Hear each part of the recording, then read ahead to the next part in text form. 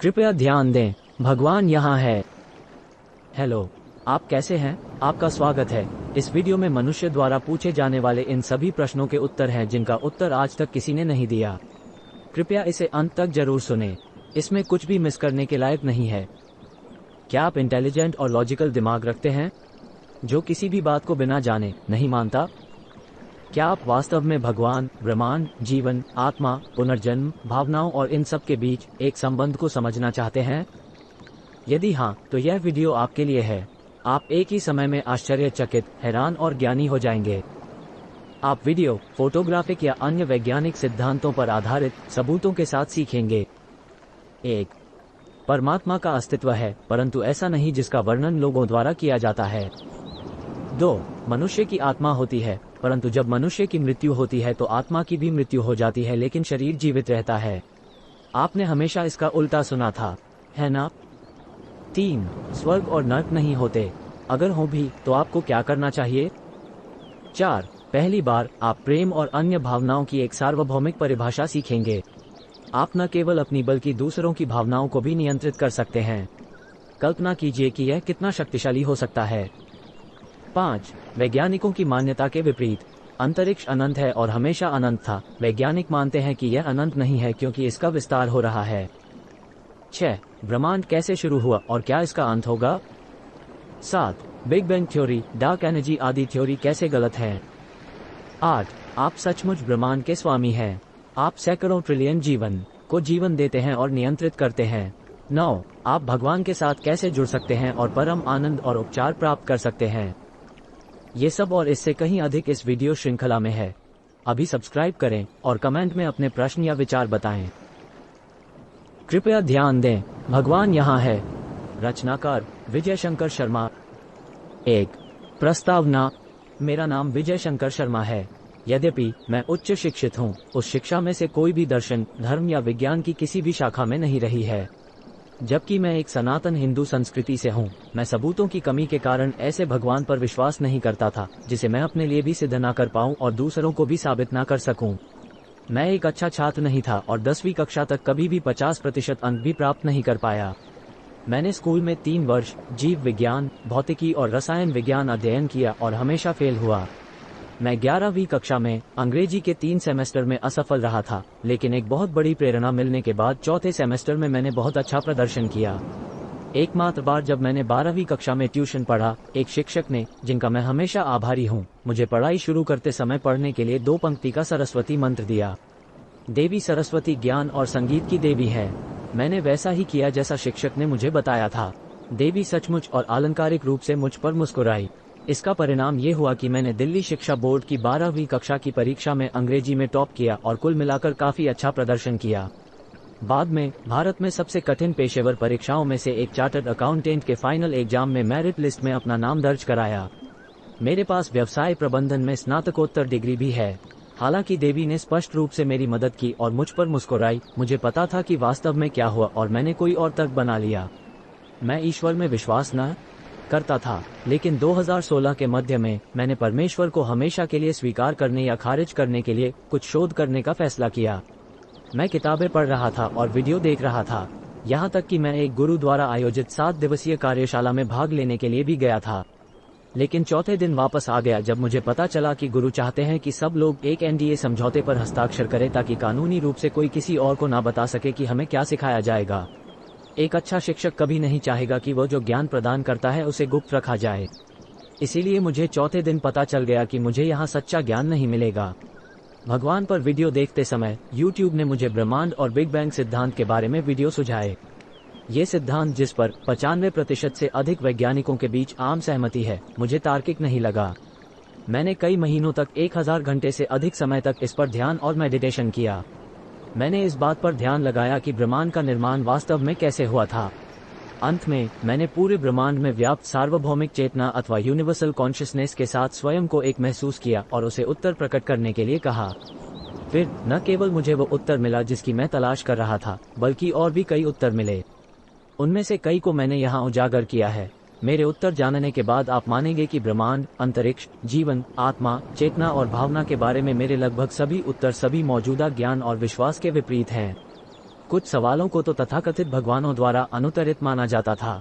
इसके अलावा कोई दूसरे से कैसे प्रेम कर सकता है, इसकी संपूर्ण व्याख्या आज तक कोई नहीं कर पाया है। मानव इतिहास के 10,000 से अधिक वर्षों के लगभग हर किसी ने प्रेम के लाभों की वकालत की है। कुछ धार्मिक भगवान ने तो सभी को प्रेम बांटने का उपदेश दिया है, लेकिन उसी भगवान ने सभी मनुष्यों को पापी बताया है और कि उनकी पीड़ा का कारण भी उन्हीं के पापों को बताया है। आज तक कोई भी गुरु या भगवान ऐसा कोई उपाय नहीं समझा पाया है जिससे कोई व्यक्ति स्वयं के लिए या दूसरों के लिए हर परिस्थिति में प्रेम का अनुभव कर सके। कुछ ही लोगों ने लाखों में से कुछ ही ऐसे तरीके सुझाए हैं जिनके इस्तेमाल से कुछ ही लोग कुछ ही समय के लिए और कुछ ही परिस्थितियों में प्रेम का अनुभव कर सकते हैं, परंतु ये सारे तरीके समय और पैसे की बर्बादी ज्यादा करते हैं। इनके द्वारा महसूस होने वाला प्रेम भी संपूर्ण प्रेम नहीं है। इसलिए निम्नलिखित बिंदुओं को ध्यान में रखते हुए कि 1. ये सवाल कितने बड़े हैं और हमेशा से पूछे जा रहे हैं। 2. ये सवाल अध्ययन के कितने भिन्न भिन्न क्षेत्रों से संबंधित हैं। 3. ये तथ्य कि जिनको इन सवालों के जवाब देना चाहिए था उन्होंने गलत ही जवाब दिए या जवाब दिए ही नहीं।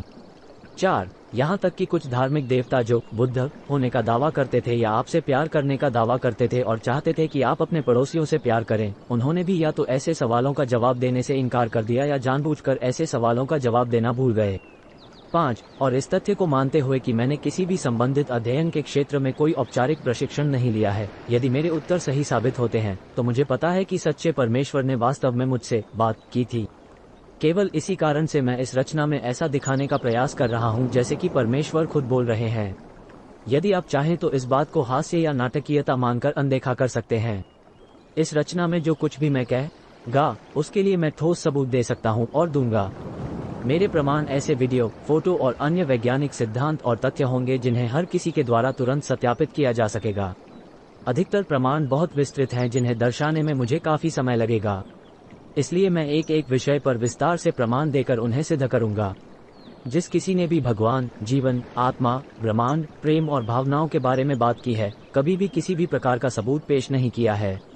यही कारण है कि विश्व में अज्ञानता या कई परस्पर विरोधी विचार व्याप्त हैं। यदि अच्छे सबूत पेश किए गए होते तो जिसने भी खुले दिमाग से इसकी जांच की होती वो इन विषयों को समझ जाता। 2. कृपया ध्यान दें, मैं भगवान हूँ। मैं आखिरकार अपना असली रूप प्रकट कर रहा हूँ। मैं कुछ ऐसे सवालों के जवाब दूंगा जिन्हें मानवता हमेशा से ढूंढती रही है और जिन पर अक्सर लड़ती रही है। लोग मुझे हमेशा से खोज रहे हैं। वे मुझे अपने पूर्वाग्रहों के दर्पण के माध्यम से देखने की कोशिश करते हैं। कुछ लोग मेरी उपस्थिति को देखने, मेरे साथ बातचीत करने या मेरा संदेश प्राप्त करने का दावा करते हैं। दूसरों ने खुद को मेरे होने का दावा किया है या मेरे अधिकृत एजेंट के रूप में कार्य करने की कोशिश की है। उन्होंने अपने स्वार्थों के लिए मुझे वर्णन करने के लिए कई मनोरंजक और कभी कभी भयावह प्रयास किए हैं। कुछ लोगों ने दावा किया है कि यद्यपि भगवान मौजूद हैं, लेकिन भगवान का कोई रूप नहीं है। हालांकि वे जल्दी से मुझसे प्रार्थना करना शुरू कर देते हैं और उनके द्वारा प्रदान किए गए दिशानिर्देशों के अनुसार दूसरों को भी मेरी पूजा करने के लिए कहते हैं। वे मेरी अनुष्ठानिक पूजा करने के लिए मेरे प्रतीकों को बनाते हैं। वे मेरे व्यक्तित्व का वर्णन करते हैं और मेरी मंशा दूसरों को बताते हैं। इससे भी आगे बढ़कर वे यह वर्णन शुरू कर देते हैं कि शरीर और आत्मा क्या है और मैं मृत्यु के बाद मनुष्य को कैसे दंड दूंगा या पुरस्कृत करूंगा। क्या किसी ने सचमुच ऐसा होते हुए देखा है? ज्यादातर लोग मानते हैं कि भगवान ने मनुष्य को बनाया है। उनमें से कई लोग ये भी सोचते हैं कि परमेश्वर ने मनुष्य को अन्य सभी प्राणियों से श्रेष्ठ प्राणी के रूप में बनाया है। परमेश्वर का ऐसा चित्रण मानवीय अज्ञानता, लालच, भय या दूसरों पर शासन करने की इच्छा से उत्पन्न होता है। कुछ लोग परमेश्वर या कुछ उच्च शक्ति में विश्वास करते हैं, फिर भी वे इस बारे में अनिश्चित हैं कि परमेश्वर क्या है, परमेश्वर कौन है, परमेश्वर से कैसे संपर्क करें, या क्या परमेश्वर को जानने से कोई लाभ होता भी है या नहीं। और फिर नास्तिक हैं। वे यह नहीं मानते हैं कि किसी भी प्रकार का भगवान मौजूद है और इसलिए उन्हें नहीं लगता कि भगवान जैसी किसी बात को सोचने का कोई फायदा है। वे यह नहीं मानते कि ब्रह्मांड या जीवन के निर्माण के पीछे कोई ईश्वर या शक्ति है। वे देश के कानूनों की आवश्यकता से अधिक किसी नैतिकता में विश्वास नहीं करते। अधिकांश लोग जो शुरू में परमेश्वर को अस्वीकार करते हैं, अंततः एक सर्वशक्तिमान और क्रोधित परमेश्वर की तरह कार्य करना शुरू कर देते हैं। कुछ ऐसे भी हैं जिन्होंने खुद को बुद्ध पुरुष कहा। साथ ही उन्होंने आम लोगों के निम्नलिखित सबसे बुनियादी सवालों का जवाब देने से इनकार कर दिया। वास्तव में किसी असली बुद्ध पुरुष को ऐसे सवालों के जवाब जानने चाहिए थे। कुछ प्रश्न हैं जिनका तथाकथित बुद्ध पुरुष जवाब नहीं दे सके, जवाब देने से इनकार कर दिया और यहाँ तक कि लोगों को उन्हें पूछने से भी मना कर दिया। ऐसे प्रश्न मेरे उत्तरों के साथ नीचे दिए गए हैं। क्या ये सच है कि दुनिया शाश्वत है? मेरा जवाब, ब्रह्मांड शाश्वत है। हालांकि न तो धरती और न ही ब्रह्मांड में कोई पदार्थ शाश्वत है। क्या ये सच है कि दुनिया सीमित है? मेरा जवाब, ब्रह्मांड और अंतरिक्ष अनंत हैं। वे अनंत थे और हमेशा रहेंगे। क्या ये सच है कि आत्मा और शरीर एक ही चीज है? मेरा जवाब, नहीं। आत्मा शरीर में विभिन्न कोशिकाओं की सामूहिक चेतना है। एक शरीर कई स्वतंत्र जागरूक कोशिकाओं का संग्रह है जो व्यक्तिगत परमाणुओं और कोशिकाओं के सामान्य लक्ष्य की खोज में लाभ प्राप्त करने के लिए एक शरीर बनाते हैं। क्या ये सच है कि मृत्यु के बाद बुद्ध पुरुष जीवित रहता है? मेरा जवाब, मृत्यु के बाद कोई भी नहीं रहता। मेरी ओर से संवाद करने वाले को छोड़कर आज तक कोई भी इंसान बुद्ध पुरुष होने के इतने निकट नहीं आया है। हाँ, वह भी मृत्यु को प्राप्त होगा और उसका अस्तित्व समाप्त हो जाएगा। क्या मैं अतीत में मौजूद था? मेरा जवाब, नहीं। आप अतीत में मौजूद नहीं थे। क्या मैं भविष्य में रहूंगा? मेरा जवाब, नहीं। आप भविष्य में मौजूद नहीं रहेंगे। क्या मैं हूँ? मेरा जवाब, हाँ, आप असली हैं। मैं क्या हूँ? मेरा उत्तर, आप एक जीवन रूप हैं जो खरबों जागरूक कोशिकाओं से बने हैं, जो सब एक साथ आए और खुद को आपके शरीर के रूप में व्यवस्थित किया। आपके पास चेतना स्तरों की जितनी कोशिकाएं हैं उतनी संख्या है। इसके अलावा आपके शरीर में प्रत्येक विशेष कार्य के लिए आपके पास चेतना का एक और स्तर है और आखिर में पूरे शरीर के लिए भी एक चेतना है। पूरे शरीर के लिए चेतना का वो अंतिम स्तर ही आपकी आत्मा है। मैं कैसा हूँ? मेरा जवाब, आप अपनी और सामूहिक चेतना के माध्यम से व्यक्तिगत कणों, परमाणुओं और कोशिकाओं का विकास हो। बाकी सब कुछ भी वैसा ही है। कई और महत्वपूर्ण सवाल है जो मनुष्य पूछते हैं, प्रश्नवाचक चिन्ह है, लेकिन उत्तर नहीं मिलते या हमेशा गलत उत्तर मिलते हैं। आज मैं उत्तर देता हूँ। 3. क्या भगवान मौजूद है? हाँ, मेरा अस्तित्व है, लेकिन मैं इंसान नहीं हूँ। नहीं, मैं किसी इंसान से या किसी भी चीज से मिलता जुलता हूँ। मुझे आप मृत्यु से पहले या बाद में ना देख सकते हो और ना कल्पना ही कर सकते हो। मैं किसी प्रकार के मानवीय संबंध नहीं रखता। ब्रह्मांड में हर चीज के साथ मेरा एकमात्र संबंध ये है कि मैं उनके अस्तित्व और उनकी चेतना का मूल कारण हूँ। इससे अधिक, यद्यपि मैं सर्वव्यापी हूँ, मैं सर्वशक्तिमान नहीं हूँ। मैं किसी विशिष्ट समय सीमा के भीतर कुछ भी नहीं कर सकता या कुछ विशिष्ट नहीं कर सकता। मुझे किसी से कुछ नहीं चाहिए। मैं आपसे प्यार या नफरत नहीं करता। मैं आपको इनाम नहीं देता और दंडित नहीं करता। मैं आपको जीवन में या बाद में नहीं जांचता। मेरी कोई इच्छा नहीं है और मैं बोलने, लिखने या किसी अन्य तरीके से अपनी इच्छा व्यक्त नहीं करता। मैं कुछ भी सोचता या महसूस नहीं करता। मेरे लिए कुछ भी अच्छा या बुरा नहीं है और कुछ भी सही या गलत नहीं है। मुझे किसी भी जीवन के लिए कोई मोह या चिंता नहीं है। मुझे किसी की भावनाओं की परवाह नहीं है। आप जीवन में या मृत्यु के बाद मेरे पास नहीं आ सकते। मैं मृत्यु के बाद किसी भी समय किसी को पुनर्जन्म नहीं देता। मैं नहीं चाहता कि तुम मेरी पूजा करो या मेरे लिए कुछ भी करो। मैं खुश या नाराज नहीं हो सकता। कोई भी जीवन मेरे लिए किसी भी अन्य जीवन से बेहतर या कम नहीं है। मैं ये दावा भी नहीं करता कि मैंने सभी को समान बनाया है या उन्हें बनाया भी है। मैं न तो बोलता हूँ और न ही खुद को व्यक्त करता हूँ। मैं किसी की खुशी या दर्द महसूस नहीं करता। मेरे लिए किसी भी जीवन का दर्द एक पत्थर के दर्द के समान है जो आपको तब महसूस हो है जब पत्थर को किसी ने लात मार दी हो। मैं न तो बदला लेने वाला हूँ और न ही रक्षक। मुझे किसी भी जीवन की परवाह नहीं है क्योंकि मेरे लिए कुछ भी कभी नहीं मरता है। इसके अलावा हर जगह जीवन की बहुतायत है और हमेशा रहेगी। क्या आपको नहीं लगता कि अगर इनमें से कोई भी बात गलत होती तो मैं तुरंत हर इंसान के सामने जितनी बार आवश्यक होता उतनी बार खुद को प्रकट करता? क्या आपको नहीं लगता कि जो बातें मैंने अपने बारे में बताई हैं उनमें से कोई भी बात गलत होती तो मैं सबको बता देता कि मैं कौन हूँ, मैं क्या चाहता हूँ और कैसे मैं उन्हें उनके विश्वासों और व्यवहार के आधार पर पुरस्कृत या दंडित करूंगा? 4. भगवान कौन है? मैं चेतना का क्षेत्र हूँ जो पूरे ब्रह्मांड में व्याप्त है। ये चेतना लगातार विकसित हो रही है और नए जीवन के रूप में प्रकट हो रही है। फिर भी विकास के बाद जो कुछ भी बनता है वह चेतना का एक विकसित रूप है। वह भी मैं ही हूँ। मैं भी हर चीज के साथ विकसित हो रहा हूँ। मैं ब्रह्मांड में सभी पदार्थों और शक्तियों का कारण हूँ। मैं ब्रह्मांड में सभी जीवन का कारण हूँ और हर जीवन में हर विचार और वृत्ति का कारण हूँ। मेरे लिए सब कुछ हमेशा जीवित है, सिवाय अस्थायी रूप से जब पदार्थ किसी अप्रत्याशित परिवर्तन से गुजर रहा हो तब। 5. एक ईश्वर है या कई? मनुष्य देवताओं की संख्या पर लड़ता रहा है। कुछ कहते हैं कि केवल एक है और कुछ कहते हैं कि कई हैं। कुछ लोग देवताओं को स्तर देते हैं और कुछ लोग पुरुषों को ईश्वरीय मानते हैं। ये बेकार की लड़ाई है। मैं एक या कई हो सकता हूँ जो इस बात पर निर्भर करता है कि आप मुझे कैसे अनुभव करते हैं, यदि कर सकते हैं। यदि आप मुझे अनुभव नहीं कर सकते हो तो देवताओं की संख्या के बारे में आपका जो भी दावा है वो अर्थहीन है। यदि आप मुझे अनुभव कर सकते हैं तो संख्याएं मायने नहीं रखती हैं। मैं संख्याओं में शून्य से अनंत तक हो सकता हूँ। यदि आप मुझे अनुभव नहीं कर सकते हैं या नहीं करना चाहते हैं तो मैं आपके लिए मौजूद नहीं हूँ। यदि आप मुझे अनुभव कर सकते हैं तो मैं आपके लिए शून्य नहीं हूँ, बल्कि कोई अन्य सकारात्मक संख्या हूँ जो आपको पसंद हो। आप मुझे एक पूर्ण रूप में या ब्रह्मांड में अनंत कणों और रूपों में से एक या अधिक के रूप में अनुभव कर सकते हैं जो मेरे सभी हिस्से हैं। मैं वृहद और सूक्ष्म दोनों स्तरों पर अनंत हूँ। यदि आप ब्रह्मांड में दूर या किसी भी पदार्थ में गहराई तक जाते हैं तो आप अंत तक नहीं पहुँच सकते हैं। जब आप मेरा अनुभव करते हैं तब आप स्वयं को भी जानते हैं और परम आनंदित होते हैं। ऐसा अनुभव करने के लिए आपको कल्पना करनी है कि आप किसी भी एक या अधिक परमाणु में समा गए हैं। आप ये भी कल्पना कर सकते हैं कि पूरा ब्रह्मांड आप में समा गया है, क्योंकि आप जानते हो कि हर कण और पूरा ब्रह्मांड भी मैं हूँ। तब जब आप ऐसी कल्पना करते हैं तो आप संपूर्ण रूप से मुझ में समा जाते हैं या मुझको अपने अंदर समा लेते हैं। मुझे अनुभव करने का ये सबसे उत्तम उपाय है। दोनों स्थितियों में जिस क्षण आप वांछित स्थिति प्राप्त करते हैं, आप तुरंत मेरे लिए अपार कृतज्ञता से भर जाएंगे और आप प्रेम और खुशी की भावना का अनुभव करेंगे।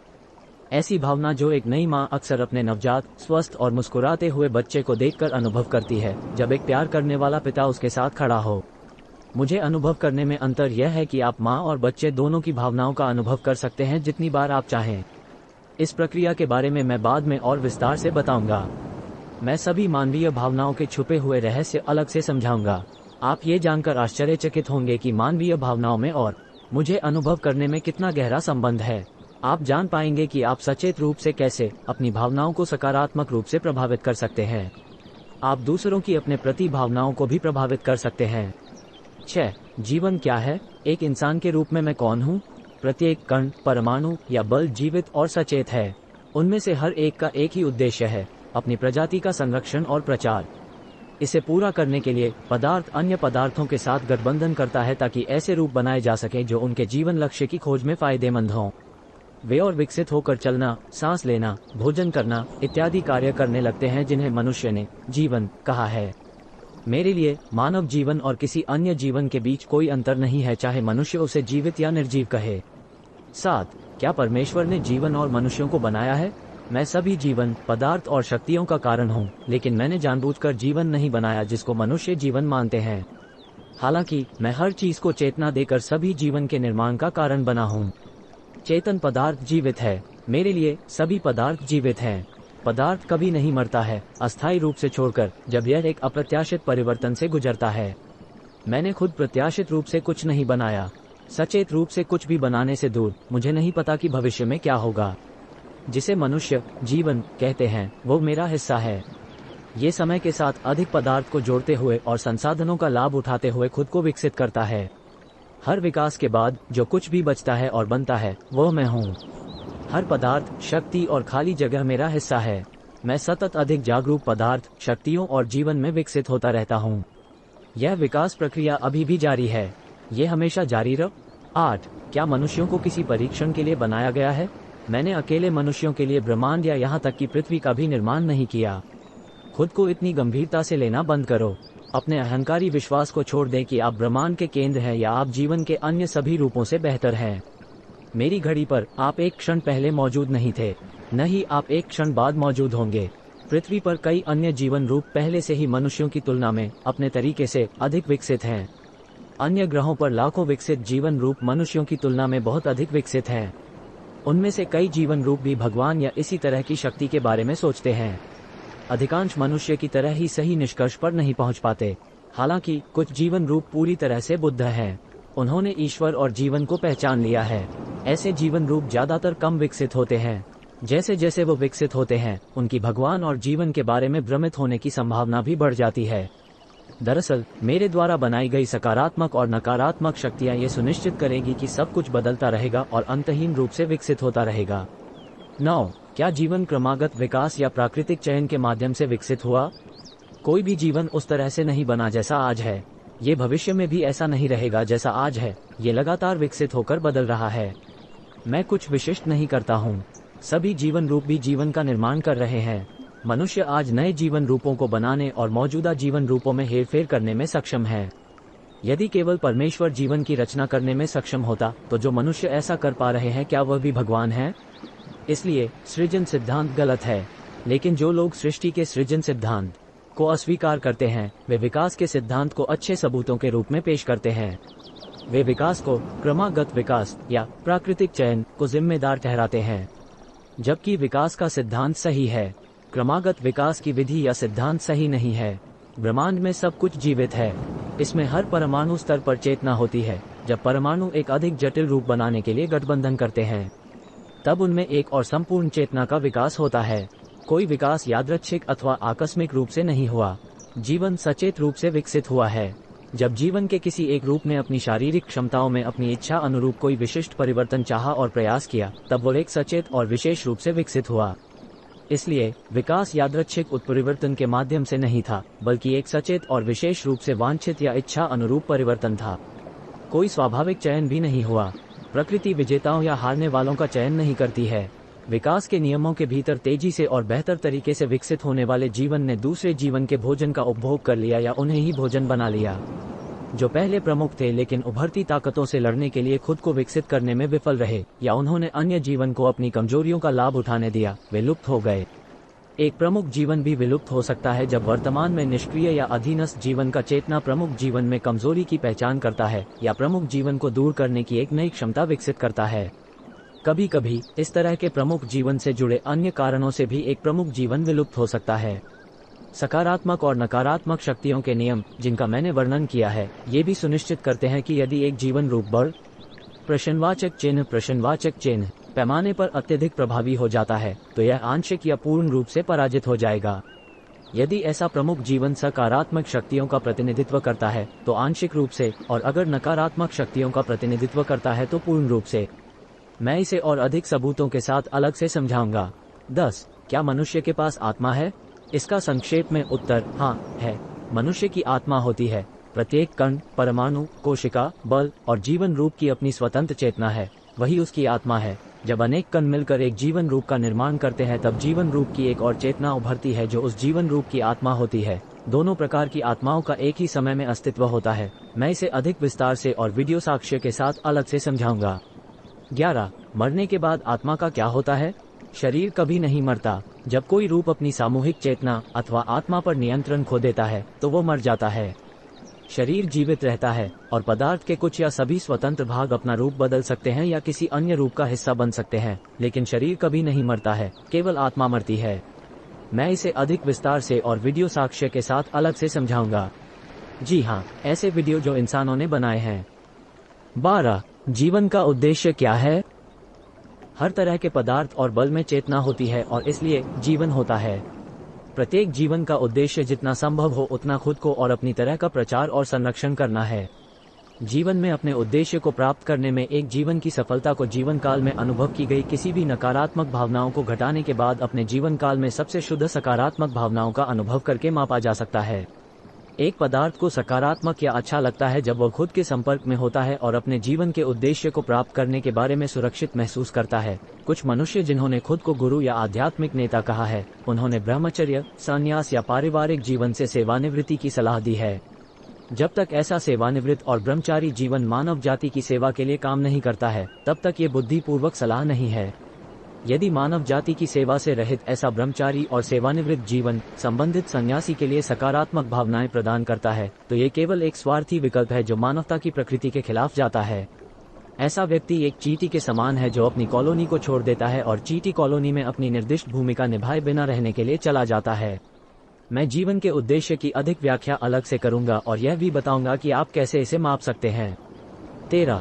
क्या मृत्यु के बाद का कोई जीवन है? आत्मा के लिए मृत्यु के बाद जीवन जैसी कोई चीज नहीं है। चूंकि शरीर मरता नहीं है, इसलिए इसके हर कोशिका का उपयोग अन्य जीवन रूपों द्वारा समान कार्यों को करने के लिए किया जा सकता है, या हर स्वतंत्र कोशिका बाद में अपना रूप बदल सकती है या कुछ समय के लिए ये स्वतंत्र रूप से जीवित रह सकती है या अन्य रूपों के साथ मिलकर जीवित रह सकती है। 14. ब्रह्मांड कितना बड़ा है? अंतरिक्ष वास्तव में अनंत है। यदि ब्रह्मांड को अंतरिक्ष के भीतर पदार्थ के रूप में वर्णित किया जा सकता है, तो यह अनादिकाल से भी अनंत रहा है। जिस क्षण से यह पहली बार मेरे रूप में प्रकट हुआ था, मैं हमेशा अंतरिक्ष को हर अनंत स्थूल और सूक्ष्म स्तर पर चेतना के रूप में व्याप्त रहा हूँ। मैंने अंतरिक्ष नहीं बनाया, ये हमेशा से था, ये हमेशा अनंत था। इसकी परिभाषा के अनुसार अंतरिक्ष अनंत होना ही चाहिए। मैं शुरू से ही चेतना के क्षेत्र के रूप में अंतरिक्ष में मौजूद था। पहला पदार्थ प्रकट होने से पहले मैं चेतना के रूप में अरबों खरबों वर्षों तक विकसित हुआ। ये भी खरबों साल पहले था जब पहला पदार्थ पूरे अनंत ब्रह्मांड में प्रकट होना शुरू हुआ और धीरे धीरे सभी दिशाओं में चलने लगा। धीरे धीरे ये घना होता गया, अंत में इतना घना हो गया कि पूरे अनंत ब्रह्मांड में कई चिंगारियां भड़क गई और पूरा ब्रह्मांड लगभग एक साथ धधक गया, जिससे ग्रहों, सितारों, आकाशगंगाओं आदि विविध पदार्थ और शक्तियों को प्रकट करने की प्रक्रिया शुरू हो गई थी। नए पदार्थ के निर्माण या अभिव्यक्ति की यह प्रक्रिया अभी भी सभी स्तरों पर इसी प्रकार से चल रही है। मैं इस उत्तर को विस्तार से और अधिक सबूतों के साथ अलग से समझाऊंगा। 15. क्या ब्रह्मांड के निर्माण का बिग बैंग सिद्धांत सही है? मनुष्यों द्वारा प्रस्तावित ब्रह्मांड के निर्माण का अब तक का कोई भी सिद्धांत सही नहीं है। बिग बैंग थ्योरी भी गलत है। ये कई स्पष्ट त्रुटियों से भरी हुई है। बिग बैंग सिद्धांत में सबसे बड़ी खामियों में से एक ये है कि यह ब्रह्मांड निर्माण की प्रक्रिया को एक सीमित ब्रह्मांड में केवल एक बार होने वाली घटना बताता है। दोनों ही धारणाएं गलत हैं। अंतरिक्ष हमेशा अनंत रहा है। ये किसी अन्य तरीके से मौजूद नहीं हो सकता है। अनंत अंतरिक्ष और ब्रह्मांड में कुछ भी केवल एक बार नहीं होता है। खाली अंतरिक्ष में पहला पदार्थ धीरे धीरे उभरा, गतिमान हुआ, फिर घना हुआ और धधक गया। ये प्रक्रिया अभी भी अंतरिक्ष के उन हिस्सों में हो रही है जो समय समय पर खाली हो जाते हैं। अंतरिक्ष ज्ञाताओं ने इस प्रक्रिया के टेलीस्कोप से चित्र भी लिए हैं, परंतु कोई भी इस प्रक्रिया को अब तक समझ नहीं पाया है। मैं इसे अलग से अधिक सबूतों के साथ समझाऊंगा। बिग बैंग सिद्धांत की एक और घातक त्रुटि यह है कि यह एक त्रुटिपूर्ण अवलोकन और धारणा से लिया गया है कि ब्रह्मांड हर दिशा में विस्तार कर रहा है।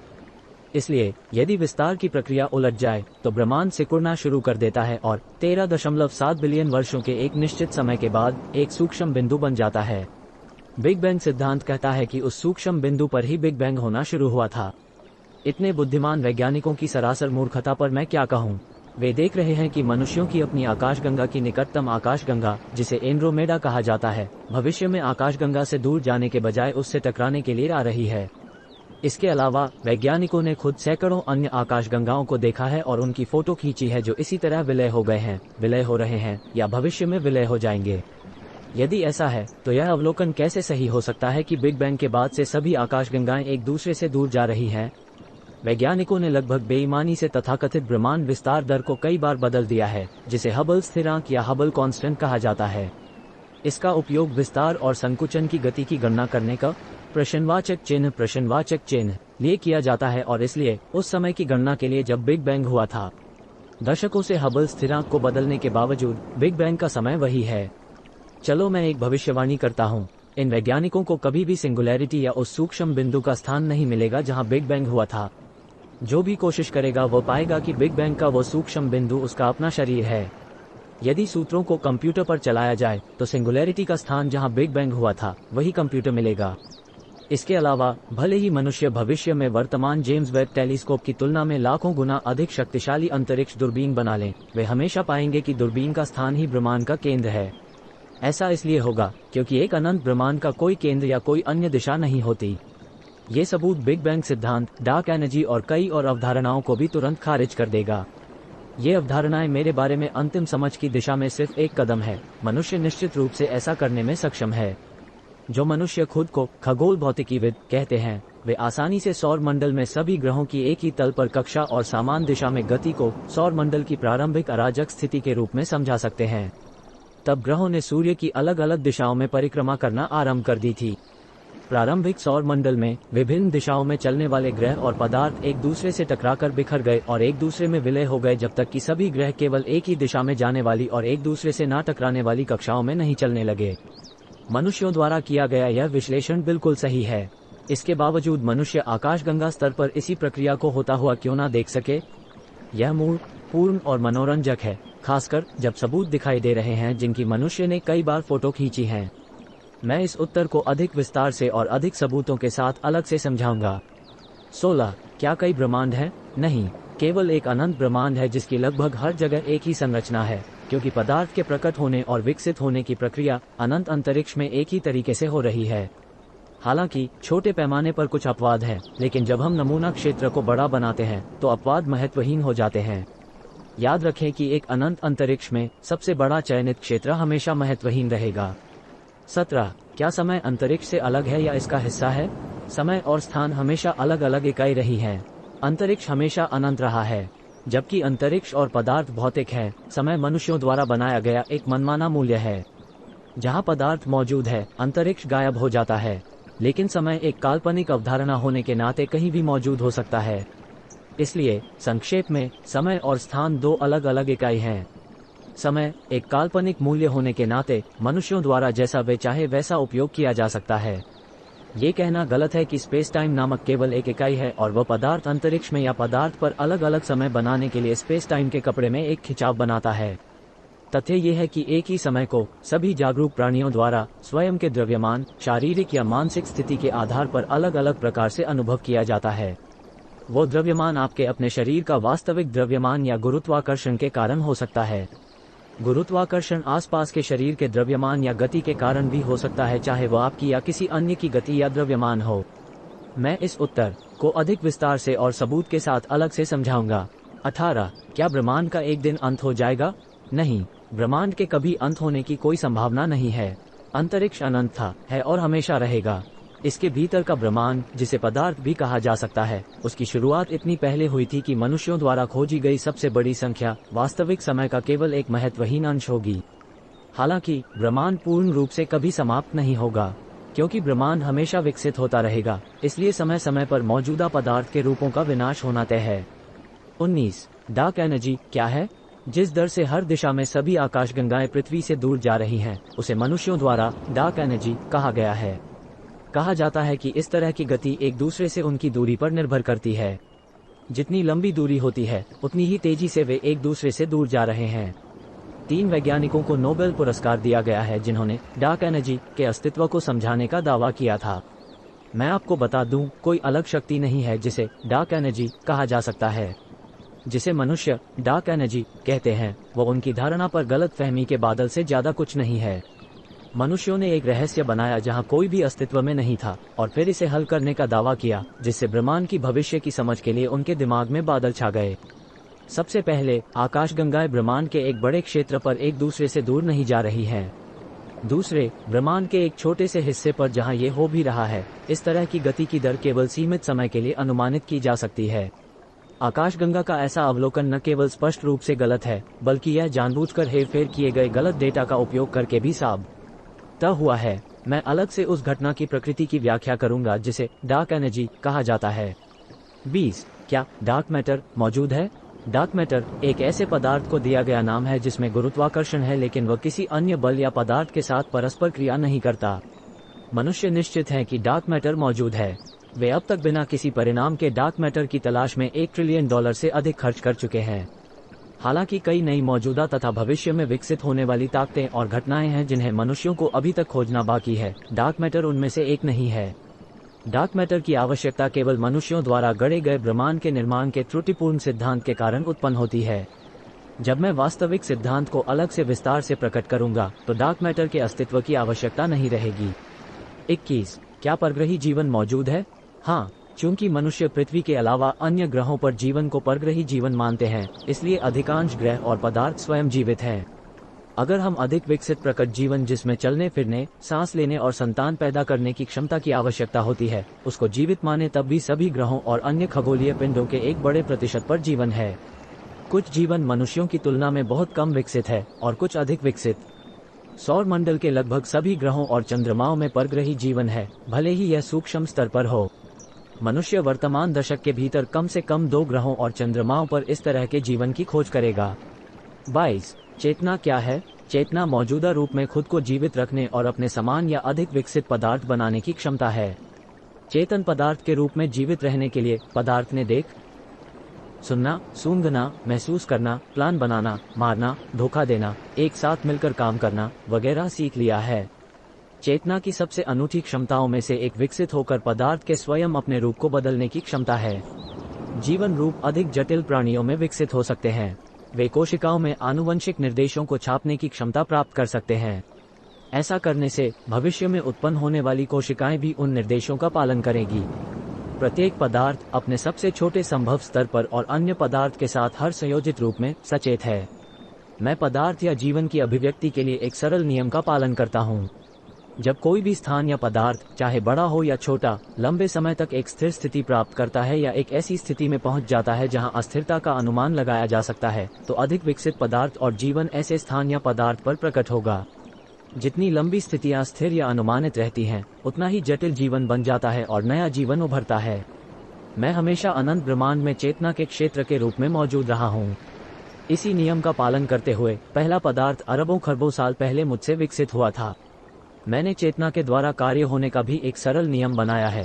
ब्रह्मांड में हर कण, परमाणु, कोशिका, अणु और रूप चेतना के साथ जीवित है, चाहे आप इसे जीवित माने या न माने। उनमें से प्रत्येक को हर संभव तरीके से अपने सर्वोत्तम प्रकार को अधिकतम जीवित रहने और प्रचारित करने के लिए एक चेतना दी गई है। इस नियम के परिणामस्वरूप पदार्थ को यथासंभव लंबे समय तक अच्छा महसूस करना या सकारात्मक होना चाहिए। जब यह ऐसा होता है, तब हर चेतना भारी अपने जीवन के लक्ष्य को प्राप्त करने की स्थिति में होता है। मैं इसे अलग से सबूतों के साथ समझाऊंगा। जब ब्रह्मांड में कुछ भी अप्रत्याशित तरीके से बदलती स्थिति में होता है, तो यह अस्थायी रूप से जीवित रहना बंद कर सकता है। लेकिन जैसे ही पदार्थ की स्थिति स्थिर हो जाती है या परिवर्तन किसी भी पैमाने पर अनुमानित हो जाते हैं, ये फिर से जीवित हो जाता है, और यदि वही स्थिति लंबे समय तक बनी रहती है, तो और अधिक विकसित जीवन इससे प्रकट होगा।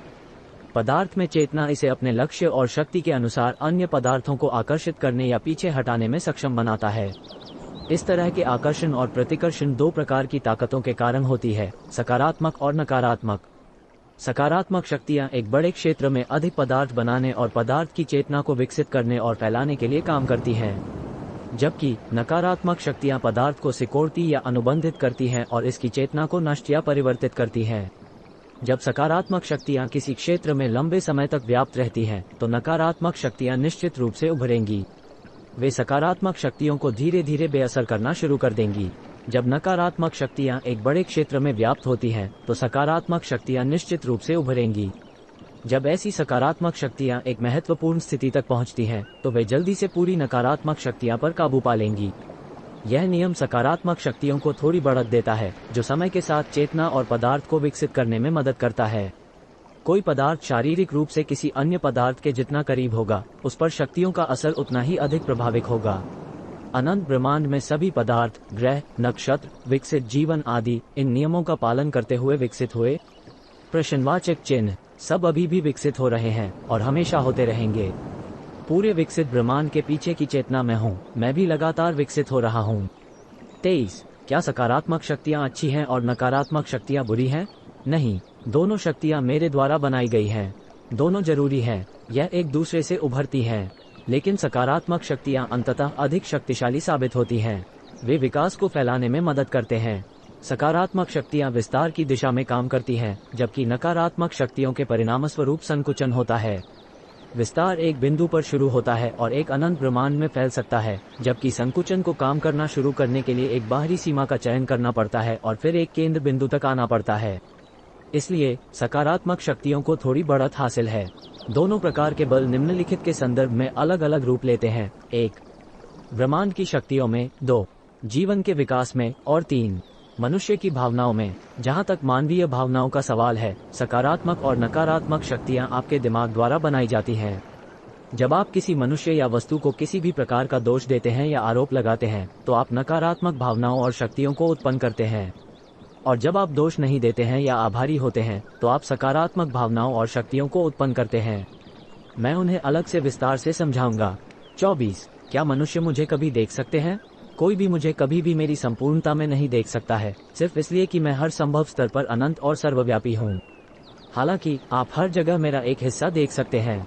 सब कुछ जो आप देख सकते हैं, छू सकते हैं, सूंघ सकते हैं, सोच सकते हैं या अनुभव कर सकते हैं, वह मैं हूँ। आप भी मेरा एक हिस्सा हो। बाकी सब कुछ भी मेरा ही हिस्सा है। 25. क्या मनुष्य के पास आत्मा है? हाँ, लेकिन आत्मा ऐसी नहीं है जैसा कि मनुष्य ने वर्णन किया है। मनुष्य में ज्ञानी कहते हैं कि शरीर मृत्यु पर मर जाता है, लेकिन आत्मा कभी नहीं मरती। कहा जाता है कि आत्मा मृत्यु के तुरंत बाद या अंततः एक नए शरीर में नया जीवन लेती है। ये धारणा सत्य के बिल्कुल विपरीत है। आपके पास आत्मा है। आपकी आत्मा केवल तब तक आपके साथ रहती है जब तक आप जीवित हैं। जब आप मर जाते हैं या अपनी चेतना खो देते हैं, तब आत्मा का अस्तित्व ही मिट जाता है। इसलिए जब आप मरते हैं तो आपकी आत्मा मर जाती है, लेकिन शरीर नहीं मरता। आपके शरीर में अधिकांश व्यक्तिगत कोशिकाएं अपना पूरा जीवन जीती हैं, कुछ बाद में मर जाती हैं और कुछ अन्य पदार्थों के साथ गठबंधन कर सकती हैं, जैसे आपको बनाने के लिए आपके शरीर में कोशिकाओं ने पहले किया था। आत्मा को समझने के लिए निम्नलिखित को समझें। मनुष्यों सहित अधिकांश जीवन रूप कई स्वतंत्र रूप से जागरूक कणों, परमाणुओं और कोशिकाओं से बने होते हैं। वे स्वतंत्र रूप से और सामूहिक रूप से चेतना के नियमों का पालन करने के लिए एक जीवन रूप में एक साथ आए हैं। वे जीवन रूप के भीतर एक स्वतंत्र और सामूहिक जीवन दोनों जी रहे हैं। आपकी आत्मा आपके शरीर में सभी जीवित कोशिकाओं की सामूहिक चेतना है। ये सामूहिक चेतना ही आपकी आत्मा है और यही कारण है कि आप कभी कभी स्वयं को अपने भौतिक शरीर से अलग महसूस करते हैं। 26. मृत्यु क्या है? मृत्यु का अर्थ है आपके शरीर में सभी कोशिकाओं की सामूहिक चेतना पर नियंत्रण खो देना। इसका अर्थ आत्मा की मृत्यु भी है। जब आप मर जाते हैं तो आपके शरीर की अधिकांश कोशिकाएं अभी भी जीवित होती हैं। वे बाद में मर सकते हैं या वे कुछ समय के लिए अकेले या अन्य कोशिकाओं के साथ जीवित रह सकते हैं। इसलिए शरीर में सभी कोशिकाओं की सामूहिक चेतना की आत्मा ही मरती है, लेकिन शरीर तुरंत पूरी तरह से नहीं मरता। शरीर में कोशिकाएं मृत्यु के ठीक बाद और शरीर के जलाए या दफनाए जाने के बाद भी अलग अलग रूप ले सकती हैं। ध्यान रखें कि पदार्थ का हर रूप जीवित है। जैसे जैसे शरीर कई अन्य परमाणुओं में बदलता है, उतनी ही संख्या में नई आत्माएं अस्तित्व में आती हैं। 27. निकट मृत्यु और पिछले जीवन के अनुभवों को कैसे समझाया जा सकता है? निकट मृत्यु के अनुभव तब होते हैं जब एक व्यक्ति जो चिकित्सा विज्ञान के अनुसार मृत्यु के करीब होता है या चिकित्सा मृत्यु के लक्षण भी दिखा सकता है, वह बाद में जीवित हो जाता है और फिर दूसरी दुनिया का दौरा करने का दावा करता है। ये अस्थायी रूप से सामूहिक चेतना पर नियंत्रण खोने और दोबारा प्राप्त करने के अलावा और कुछ नहीं है। ऐसा कई अन्य बार होता है। उदाहरण के लिए, जब कोई व्यक्ति पूरी तरह से नशे में होता है या गहरी नींद में होता है। ऐसे अन्य मामलों में शरीर में कोशिकाएं स्वस्थ रहती है, लेकिन मादक पदार्थों के कारण उनकी चेतना प्रभावित हो जाती या खुद आराम कर रही होती हैं। हालांकि वे शरीर में रहने की इच्छा या क्षमता नहीं खोती हैं। इसलिए जब अस्थायी स्थिति बीत जाती है तो वे सभी सामूहिक चेतना में शामिल हो जाते हैं और तब शरीर सामूहिक चेतना प्राप्त करता है और फिर से जीवित हो जाता है। ऐसे मामलों में और निकट मृत्यु के अनुभव के बीच अंतर यह है कि निकट मृत्यु के अनुभव में शरीर में अधिकांश या महत्वपूर्ण कोशिकाएं बाहरी पदार्थ से बहुत अधिक प्रभावित होती हैं या वे पहले मर जाती हैं। इसका मतलब है कि वे अपनी व्यक्तिगत चेतना खो देती हैं। इस कारण से शरीर सामूहिक चेतना पर नियंत्रण खो देता है और अस्थायी रूप से मर जाता है। प्रश्नवाचक चिन्ह। हालांकि सचेत प्रयास के साथ अपनी भलाई के लिए व्यक्तिगत कोशिकाएं अपनी व्यक्तिगत चेतना को फिर से पूरी चेतना बनाने के लिए जोड़ती हैं। इससे शरीर होश में आता है और फिर से जीवित हो जाता है। मैंने उल्लेख किया है कि सभी कोशिकाओं में कुछ या अधिकांश कार्य करने की क्षमता होती है जो समर्पित अंग करते हैं। अस्थायी मृत्यु के दौरान ऐसे अनुभव जो अजीब और अतार्किक हो सकते हैं, उन्हें संबंधित कोशिकाओं की स्मृति में छोड़ दिया जा सकता है, जो सामूहिक चेतना द्वारा पुनः प्राप्त किए जाते हैं, अक्सर बाद में या कुछ देरी के साथ। मैंने कहा है कि कोई अतीत या भविष्य नहीं है। ऐसे अनुभवों के सभी रिकॉर्ड नकली, असत्य, भ्रम या सामूहिक चेतना में असंतुलन है, जो कई तरीकों से संभव है। मैं एक दिन उन्हें अलग से वर्णन कर सकता हूँ, परंतु इसके बारे में सोचकर अपना समय बर्बाद न करें। सोच कर देखें कि अगर कोई पिछला जीवन होता और कुछ लोग इसे याद कर सकते, तो सभी क्यों नहीं कर सकते? मैं किसी से किसी प्रकार का भेदभाव नहीं करता। ऐसा कोई ज्ञान नहीं है जो किसी भी मनुष्य द्वारा प्रयास से प्राप्त न किया जा सके। 28. क्या होता है जब लोग अवास्तविक चीजों या भूतों, स्वर्गदूतों और यहाँ तक कि परमेश्वर को देखने या मिलने का बयान करते हैं? प्रश्न में उल्लिखित सभी चीजों में से केवल मैं मौजूद हूँ, लेकिन मैं केवल आंशिक रूप से कल्पना या अनुभव किया जा सकता हूँ। मेरा रूप संपूर्ण अनंत ब्रह्मांड है जिसकी कल्पना करना असंभव है। हालांकि किसी भी माध्यम को बनाया जा सकता है और मेरे प्रतीक के रूप में उसके द्वारा मेरी कल्पना की जा सकती है। कोई भूत, राक्षस या देवदूत नहीं होते, लेकिन अगर कोई व्यक्ति उन्हें अनुभव करने का दावा करता है तो ये ज्यादातर नकारात्मक शक्तियों के कारण है जो उसके भीतर मौजूद है। आम रूप से ऐसा तब होता है जब समर्पित संवेदी कोशिकाएं कमजोर हो जाती हैं, लेकिन फिर भी अपना कार्य करना चाहती हैं। कभी कभी गैर समर्पित कोशिकाएं समर्पित कोशिकाओं का काम करती हैं जब समर्पित कोशिकाएं निष्क्रिय या कमजोर हो जाती हैं। ऐसा होने पर कई तरीकों से मतिभ्रम पैदा हो सकता है। यदि मतिभ्रम नकारात्मक शक्तियों के कारण होता है, लेकिन आप चाहो तो उन्हें बेअसर करने का एक आसान तरीका है। चूंकि यह भावनाओं का एक अलग विषय है, इसलिए मैं इसके बारे में अलग से बात करूंगा। 29. लोग प्रार्थनाओं और अन्य प्रथाओं से होने वाले लाभों का बयान क्यों करते हैं? यदि प्लेसिबो काम करते हैं तो कुछ भी प्लेसिबो के रूप में काम कर सकता है। अपने आप में रेकी, टैरो, ज्योतिष, प्रार्थना आदि प्रथाओं के माध्यम से कुछ भी नहीं होता है। उनसे होने वाले किसी भी निश्चित लाभ का दावा गलत या धोखाधड़ी है।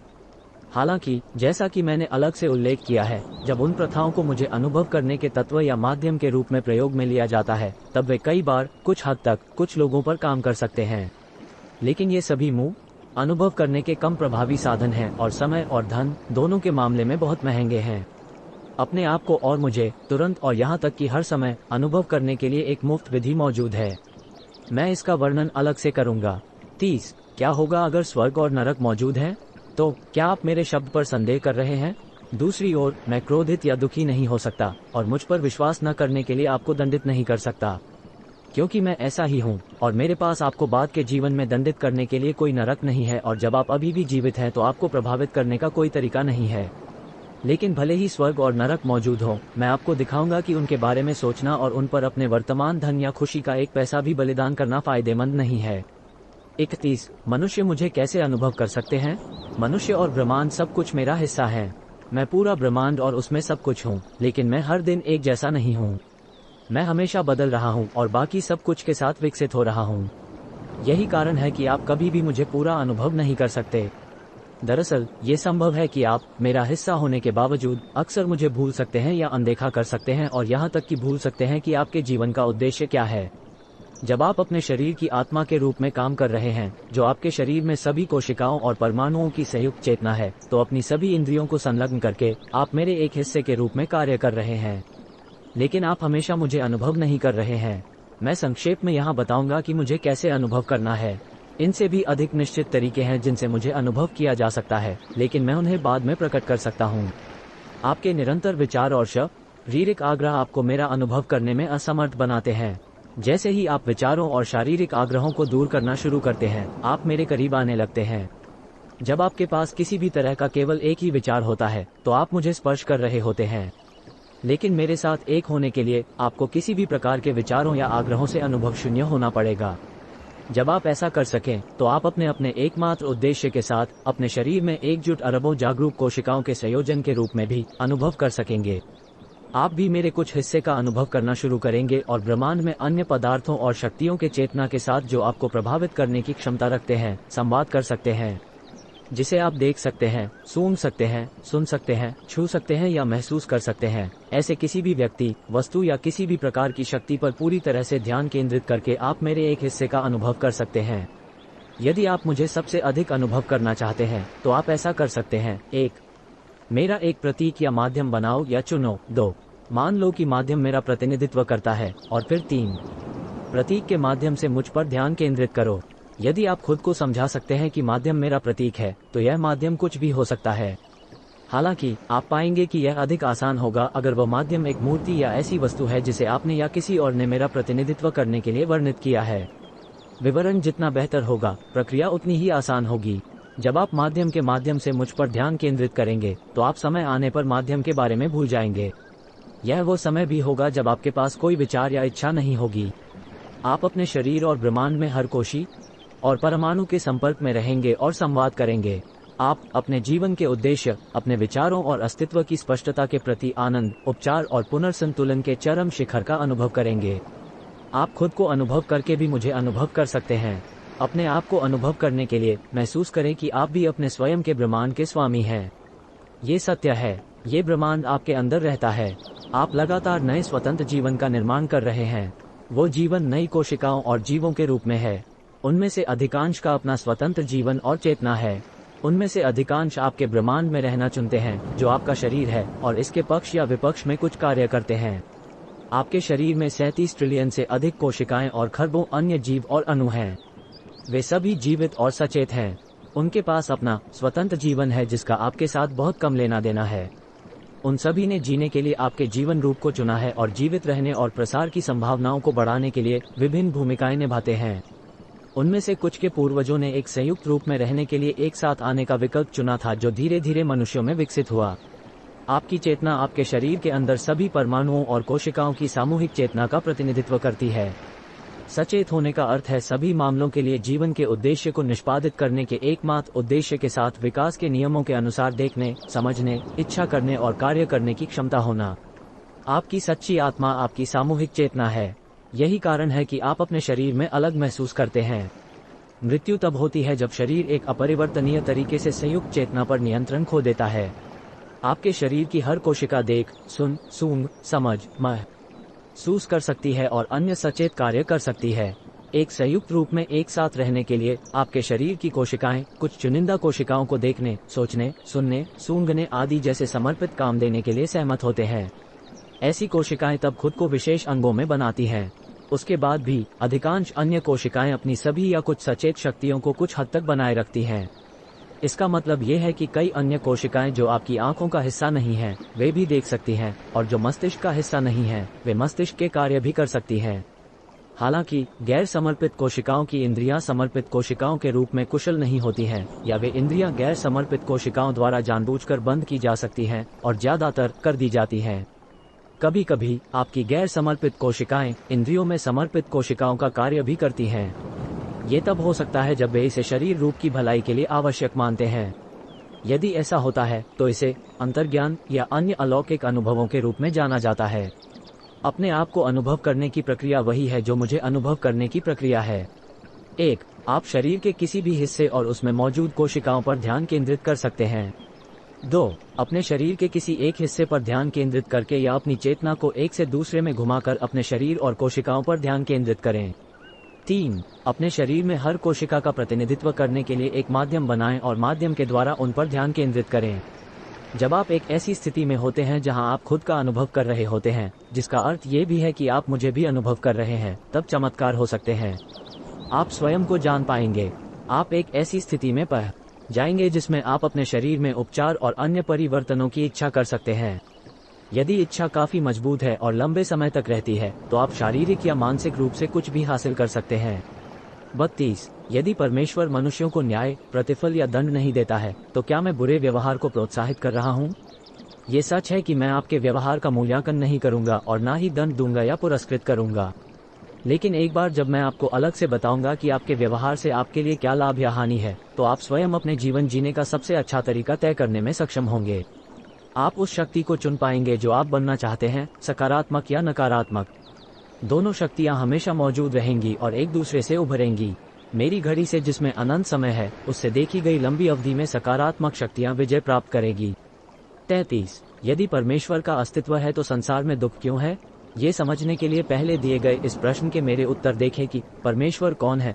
मैं प्यार, नफरत, देखभाल, महसूस, रक्षा, दंडित या पुरस्कृत नहीं करता। जो कुछ भी होता है वो कोशिकाओं की चेतना और उन पर कार्य करने वाली शक्तियों, आंतरिक या बाहरी, से उभरता है। यह निर्धारित करता है कि जीवन रूप के साथ क्या होता है जब यह आकार ले रहा होता है। वही शक्तियां जीवन रूप को बाद में भी प्रभावित करने का काम करती हैं। कुछ लोगों और पंथों ने दुनिया में पीड़ा की उपस्थिति पर अधिक जोर दिया है और फिर मानव पीड़ा को खत्म करने या उससे बचने के तरीकों की सलाह दी है।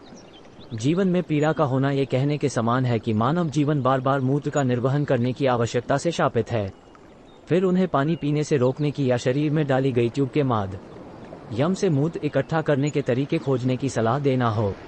ऐसे लोग सबसे अज्ञानी लोगों में से थे, जो दूसरे अज्ञानी और भोले भाले लोगों को झूठ का प्रचार कर रहे थे। ऐसे लोग अभी भी मौजूद हैं और एक नकारात्मक शक्ति के रूप में पनपते हैं। मैं अलग से और विस्तार से समझाऊंगा कि मनुष्य का दुख वास्तव में क्या है और इसे खुशी में कैसे परिवर्तित किया जाए। लेकिन अभी के लिए ये समझें कि यदि आप मुझे और ब्रह्मांड की प्रकृति को जानते हैं तो जीवन दुख से मुक्त है।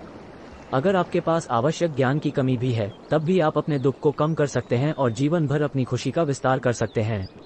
34. भावनाएं क्या हैं? क्या वे भी चेतना का हिस्सा है? भावनाओं को सभी जीवन द्वारा महसूस किया जाता है जब वह किसी और के बारे में सोचता है या उसके कारण कुछ करता है। विशिष्ट भावनाओं को स्वयं की भलाई पर ऐसे अन्य लोगों के कथित प्रभाव के आधार पर महसूस किया जाता है। याद रखें कि जीवन में सभी पदार्थ, कोशिकाएं और रूप शामिल हैं, जिनमें से कुछ को मनुष्य गैर जीवित मान सकते हैं। इसलिए मैं उन्हें मानवीय भावनाओं के दृष्टिकोण से यहाँ समझाता हूँ। यदि आप किसी ऐसे व्यक्ति के बारे में सोचते हैं जिसे आप प्रेम करते हैं, तो आप प्रेम महसूस करते हैं। यदि आप किसी ऐसे व्यक्ति के बारे में सोचते हैं जिससे आप नफरत करते हैं, तो आप नफरत महसूस करते हैं। अन्य भावनाओं में भी ऐसा ही होता है। तो क्या ये सभी भावनाएं आपके अंदर रहती हैं? नहीं, ये भावनाएं आपके अंदर नहीं रहती हैं। वे आवश्यकतानुसार उत्पन्न होती हैं। हालांकि कुछ मनुष्य अपने दिमाग को एकमात्र ऐसी स्थिति उत्पन्न करने या उत्पन्न नहीं करने के लिए प्रशिक्षित कर सकते हैं, जो नकारात्मक भावनाओं को उत्पन्न करने के लिए जिम्मेदार होती है। अपने दिमाग को दी गई ट्रेनिंग के अनुसार ऐसे व्यक्ति या तो सकारात्मक या नकारात्मक व्यक्तित्व को विकसित करेंगे। वो एकमात्र स्थिति है दूसरे को दोष या आरोप लगाना या इसकी जगह दूसरों को दोष ना देना या उनके प्रति आभारी रहना। यह स्थिति केवल मनुष्य के दिमाग में बनती है। अगर आप आरोप लगाने की जगह आभार प्रकट करना सीखेंगे तो आपका हृदय प्रेम से भर जाएगा और सकारात्मक शक्तियों का प्रतिनिधित्व करेगा। भावनाएं भी विकासवादी हैं। अधिक भावनाएं तब विकसित होती हैं जब उन्हें महसूस करने के लिए परिस्थितियां उत्पन्न होती हैं। उदाहरण के लिए, यदि आप जानते हैं कि आप सभी में सबसे अच्छे हैं या जब आपके अलावा कोई नहीं है तो आपको ईर्ष्या महसूस नहीं होगी। अन्य भावनाओं के साथ भी ऐसा ही होता है। कुछ स्थितियों में कुछ भावनाएं मौजूद नहीं होंगी। यदि आप अपने मन से हर तरह के विचार को हटा दें तो आप किसी भी भावना को महसूस नहीं करेंगे। भावनाएं आपके द्वारा केवल तभी महसूस की जाती हैं जब कोई अन्य भौतिक या गैर भौतिक विषय आपके मस्तिष्क में होता है। हम इसे विषय 2 कहेंगे। यह एक व्यक्ति, जानवर, वस्तु, कारण जैसे गरीबों की मदद या आत्मा जैसे भगवान या भूत हो सकता है। 35 हम सकारात्मक भावनाओं या प्यार को कब महसूस करते हैं? सकारात्मक भावनाओं या प्यार को महसूस करने की स्थिति, आप सकारात्मक शक्तियों और भावनाओं को महसूस करते हैं जब 1 आप विषय 2 के कारण कोई शारीरिक या मानसिक कष्ट उठाते हैं और 2 आप अपने कष्ट के लिए विषय 2 को दोष नहीं देते हैं या आप अपने कष्ट के लिए विषय 2 के आभारी हैं। ध्यान दें, 1 कष्ट अतीत में लिया गया, वर्तमान में लिया जा रहा या भविष्य में लिए जाने की मानसिक प्रतिबद्धता हो सकता है। 2 कष्ट विषय 2 के लाभ के लिए हो ऐसा आवश्यक नहीं है। 3 कष्ट यहाँ किसी भी प्रकार के शारीरिक या मानसिक कार्य को कहते हैं जो A आपके द्वारा स्वेच्छा से लिया गया हो या B विषय 2 द्वारा दिया गया हो या C किसी और के द्वारा दिया गया हो लेकिन विषय 2 के कारण या D परिस्थितियों द्वारा दिया गया हो लेकिन विषय 2 के कारण। 4 कष्ट जितना अधिक होगा, सकारात्मक भावनाएं उतनी मजबूत होंगी। 5 आभार जितना अधिक होगा, सकारात्मक भावनाएं उतनी ही अधिक होंगी। 6 विषय 1 और विषय 2 की शारीरिक निकटता जितनी अधिक होगी, भावनाओं पर उनका प्रभाव उतना अधिक होता जाएगा। शारीरिक निकटता के क्रम में आप शारीरिक रूप से बहुत दूर हो सकते हैं, कहीं आसपास, बहुत करीब, स्पर्श, मर्मज्ञ या पूरी तरह से दूसरे के अंदर हो सकते हैं। 36 हम नकारात्मक भावनाओं या घृणा को कब महसूस करते हैं? नकारात्मक भावनाओं या घृणा को महसूस करने की शर्तें, उपरोक्त शर्तों में केवल एक परिवर्तन की आवश्यकता है। वो सरल और त्वरित परिवर्तन आपको सकारात्मक भावनाओं या प्यार के बजाय नकारात्मक भावनाओं या नफरत को महसूस करा सकता है। परिवर्तन यह है कि विषय 2 को दोष न देने या कष्ट के लिए विषय 2 के प्रति आभारी होने के बजाय विषय 2 को दोष देना शुरू करें और अपने कष्ट के लिए आरोपी समझें। 1 कष्ट जितना अधिक होगा, नकारात्मक भावनाएं उतनी ही मजबूत होंगी। 2 आरोप जितना अधिक होगा, नकारात्मक भावनाएं उतनी ही अधिक होंगी। 3 विषय 1 और विषय 2 की शारीरिक निकटता जितनी अधिक होगी, भावनाओं पर उनका प्रभाव उतना अधिक होता जाएगा। आप इस ज्ञान को सत्यापित कर सकते हैं। 1 ऐसे व्यक्ति के बारे में सोचें जिससे आप नफरत करते हैं। यदि आप किसी ऐसे व्यक्ति के बारे में सोच सकते हैं जिससे आप नफरत करते हैं, तो इसका मतलब है कि आपने इस व्यक्ति के कारण बहुत कष्ट लिया है, ले रहे हैं या लेने का अंदेशा है। 2 और आप उस व्यक्ति को अपने कष्ट के लिए दोषी और आरोपी समझते हैं। अब अपने आप को समझाएं कि आप इस व्यक्ति को दोष नहीं देते हैं और कभी नहीं देंगे। यदि आप इस व्यक्ति को दोष देना बंद कर सकते हैं तो आप अब उससे नफरत नहीं करेंगे। अब क्या आप खुद को इस व्यक्ति के प्रति आभारी होने के लिए मना सकते हैं? अपने कष्ट के लिए इस व्यक्ति को धन्यवाद दें। आप मान सकते हैं कि उसने अतीत में आपकी बहुत अधिक मदद की है या वो भविष्य में मदद करेगा। ऐसा करने से आप देखेंगे कि इस व्यक्ति के लिए आपकी नफरत प्यार में बदल गई है। मैंने इस विषय को यहाँ संक्षेप में समझाया है। यह एक बहुत बड़ा विषय है। एक बार जब आप इसे पूरी तरह से समझ लेंगे तो भावनाओं से संबंधित जीवन के हर प्रश्न का उत्तर आपको स्वयं चांदनी रात के चांद जैसा दिखाई देगा। आप अपनी भावनाओं से कभी मुक्त नहीं होते हैं, सिवाय तब जब आपके मन में किसी भी तरह के कोई विचार न हो और आप मुझे अनुभव कर रहे हों। मैं सबूतों के साथ ये सब अलग से विस्तार से समझाऊंगा। 37 मेरे भविष्य के संवाद, मैं निम्नलिखित बिंदुओं को विस्तार से और साक्ष्य के साथ समझाऊंगा। सबूत वीडियो, फोटोग्राफिक या कुछ ऐसा होगा जिसे कोई भी तुरंत सत्यापित कर सकता है। सभी पदार्थ, कोशिकाएं, परमाणु और शक्तियां जीवित हैं, चाहे आप उन्हें जीवित मानते हो या नहीं। सभी पदार्थ और कोशिकाओं आदि में एक स्वतंत्र चेतना होती है। कोशिकाएं जटिल रूपों में विकसित होने के लिए अन्य कोशिकाओं के साथ सहयोग करती हैं और संयुक्त रूप के लिए समर्पित कार्यों को ग्रहण करती हैं। आत्मा एक शरीर में सभी कोशिकाओं की संयुक्त चेतना है। आत्मा मृत्यु पर मर जाती है, लेकिन शरीर जीवित रहता है। कोई अतीत या बाद का जीवन नहीं है। परमात्मा के पास आपके लिए प्यार, नफरत, दंड, इनाम आदि का प्रावधान नहीं है। यहाँ तक कि वह किसी की परवाह नहीं करता है, चाहे आप प्रार्थना करें या न करें। मरने के बाद में कोई स्वर्ग या नरक नहीं है। कोई भूत, स्वर्गदूत या राक्षस मौजूद नहीं है। अंतरिक्ष अनंत है और हमेशा अनंत रहा है। अंतरिक्ष और समय एक इकाई नहीं है जिन्हें स्पेस टाइम कहा जाता है। द्रव्यमान वाले पदार्थ वास्तविकता में स्पेस टाइम के कपड़े को नहीं खींचते हैं, क्योंकि समय काल्पनिक है। इसकी कल्पना किसी भी तरह से की जा सकती है। गुरुत्वाकर्षण चेतना का एक नकारात्मक बल है। वैज्ञानिक अभी तक गुरुत्वाकर्षण को एक बल के रूप में वर्गीकृत करने में सक्षम नहीं है। नकारात्मक शक्तियां आवश्यक रूप से बुरी नहीं हैं और सकारात्मक शक्तियां आवश्यक रूप से प्रभावित सभी पदार्थों के लिए अच्छे नहीं हैं। सकारात्मक ताकतें कई बार अपने उद्देश्यों को प्राप्त करने के लिए नकारात्मक शक्तियों का उपयोग कर सकती हैं, और इसके विपरीत भी सत्य है। ब्रह्मांड कैसे शुरू हुआ? वास्तव में डार्क एनर्जी नामक शक्ति क्या है? ब्लैक होल कैसे बनते हैं? ये कहना गलत क्यों है कि प्रकाश सहित ब्लैक होल से कुछ भी बच नहीं सकता है? ब्रह्मांड की उत्पत्ति या आकाशगंगाओं में सितारों की कक्षा को साबित करने के लिए डार्क मैटर के अस्तित्व की आवश्यकता क्यों नहीं है, जैसा कि वर्तमान में माना जाता है? ब्रह्मांड की उत्पत्ति के सिद्धांत के रूप में बिग बैंग सिद्धांत कैसे गलत है? यदि बिग बैंग सिद्धांत गलत है, तो CMB या कॉस्मिक माइक्रोवेव बैकग्राउंड के अस्तित्व की व्याख्या क्या है जो ज्ञात ब्रह्मांड में व्याप्त है? क्या एलियंस हैं? ब्रह्मांड में एलियंस कितने प्रचलित हैं? विकास के नियम, चेतना के नियम, जीवन कैसे सचेत रूप से विकसित हुआ, ठीक वैसे ही जैसा कि यह चाहता था, न कि यादृच्छिक उत्परिवर्तन के माध्यम से। प्राकृतिक चयन जैसा कि इसे मनुष्यों द्वारा परिभाषित किया गया है, उसने काम नहीं किया। मानवीय भावनाएं क्या हैं? वे कैसे उत्पन्न होते हैं? वे चेतना और विकास के नियम से कैसे संबंधित हैं? मनुष्य प्रेम को परिभाषित करने में भी सक्षम क्यों नहीं है, हालांकि सभी मनुष्य इसका अनुभव करते हैं और इतने सारे गुरुओं और देवताओं ने लोगों को दूसरों से प्यार करने की सलाह दी है? सभी भावनाओं को कैसे परिभाषित किया और मापा जा सकता है? हम दूसरों के प्रति अपनी भावनाओं को और हमारे प्रति दूसरों की भावनाओं को कैसे नियंत्रित कर सकते हैं? क्या जानवरों में भी भावनाएं होती हैं? यदि सभी पदार्थ जीवित हैं, तो क्या उनमें भी भावनाएं हैं? मनुष्यों के लिए जीने का आदर्श तरीका क्या है? सबसे अच्छी पुस्तक या दर्शन क्या है जो सभी उपलब्ध दर्शन में मेरे सबसे निकट आता है? संवाद का अंत।